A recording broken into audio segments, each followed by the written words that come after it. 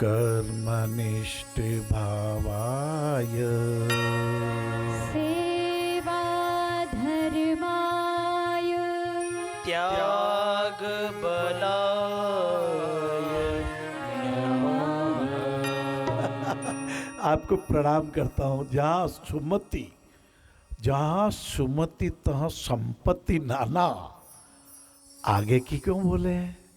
कुमति तो है ही नहीं, विपत्ति आएगी ही नहीं, क्योंकि अपन सदकर्म करते, कर्मनिष्ठ। हम कर्मयोगी बनना है। हमारे पितरों ने अच्छे कर्म किए हैं, कुलीन घराना मिल गया। आपकी चेतना दिव्य चेतना से संयुक्त हो गई बाबूड़ा। हाँ, ये तो इसका अन्यथा ये चैनल क्यों खोलते? आपने यह चैनल इसीलिए खोला कि आपके सद्गुणों की पावन गंगा प्रवाहित हो रही है। आप असंभव को संभव कर सकते हैं। आप समझते हैं कि बंधन क्षण के बंधन है, आप बंधन को तोड़ सकते हैं। आप परिवर्तन की हवा को समझ के धूप छाव के उलट फेर में हम सबका शक्ति परीक्षण है, इस भावना को रखते हैं। और इसी नाते मैं आपको प्रणाम नमन करता हूँ कि आप मेरे परिवार के हैं। ठाकुर जी की कृपा है ना महाराज, आप भी ठाकुर जी के, मैं भी ठाकुर जी का। ये आसाम से आए वो अमरापुर इसका गांव का नाम है। ये अमरचंद जी भी ठाकुर जी के, ये रामदयाल जी भी ठाकुर जी के, सब ईश्वर की कृपा। इसलिए क्या कहा?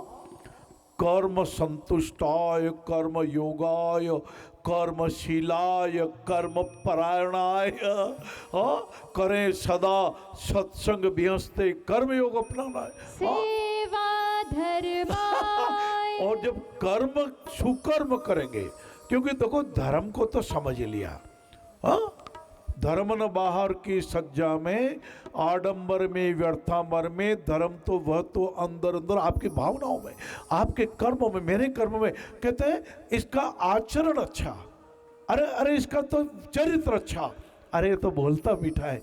यही तो धर्म है ना बाबूड़ा, मीठा बोलना, कर्मनिष्ठा रखना। धर्म मतलब जो धारण करे, धर्म इति धार्येत।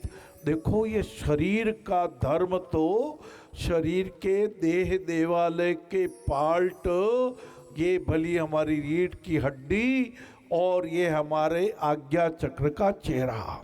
हाँ, ये मुखिया है, मुखिया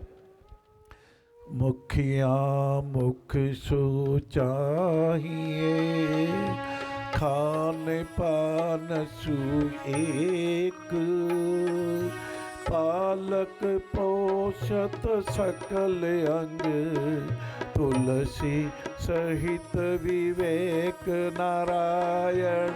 तुलसी सहित विवेक। यह तो भगवान करवाता है अपने आप ही। भोजन की ग्रास जाते ही महाराज लार मिल जाती है। फिर हमारे गले में भगवान ने शक्ति दी, निगलने की शक्ति दी। कभी कभी कहता ना निगलने में बहुत ज़्यादा कठिनाई आवे ना, तो डॉक्टर को बताना चाहिए। हाँ, रीढ़ की हड्डी में दर्द हो तो डॉक्टर को जरूर बताना चाहिए कि L4 की नस दब तो नहीं गई, कि L5 को स्लिप डिस्क तो नहीं हो गई। डॉक्टर लोग उपाय बता देंगे। देखो, इस शरीर के प्रति जिजीविषा होनी चाहिए। हम सुखायु होवे। प्रातःकाल पढ़ रहा था, एक गांव में एक बाहर के व्यक्ति ने आके 80 साल के बाद साहब को प्रणाम करके बोले, नमस्कार बाद साहब, लेकिन एक खेत की बात है, एक दुख की बात है। आपका बेटा जो तीर्थ यात्रा को गए थे, और राम क्या कहें, अच्छा नहीं हुआ। वो तो बस गाड़ी तो नदी में गिर गई, आपके बच्चा तो राम नाम सत। बोले नहीं। वो बाद साहब हंसने लगे, मुस्कुराने लगे। बोले आपका बेटा चला गया, मुस्कुराए। बोले भाई गप्पे मत लगाओ, झूठ मत बोलो, हमारे यहाँ 100 साल से पहले कोई मरता ही नहीं है। 100 साल तक उम्र लेके हम आए हैं, ऐसा हमारे मन में दृढ़ इच्छा होनी चाहिए। मार्कंड ऋषि केवल 6 साल की उम्र लेके आए थे, और उनके पिताजी ने कहा था, बेटा मैंने भगवान की बहुत तपस्या की थी, भगवान ने कहा ब्रह्मा जी ने तेरे बेटा नहीं लिखा। मैंने कहा प्रभु आप तो विधि के विधान को भी बदल सकते हो शिव जी। और शंकर भगवान ने कहा तेरे बेटा होगा लेकिन 6 साल की उम्र होगी।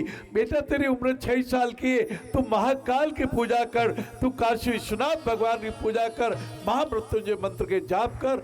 और जब 6 साल की उम्र में वो क्षण आया और जब काल देवता के खड़े और लगा मैं महाकाल का बेटा हूँ, महाकाल का बेटा हूँ, कर्पूर गौरव करुणावतार का बेटा हूँ। भम भोले भम भोले भम भम भम भम भोले भम भोले भम भम भम। यही वो मंत्र है, यही वो तंत्र है, प्रेम से जपोगे तो मिटेंगे सारे गम।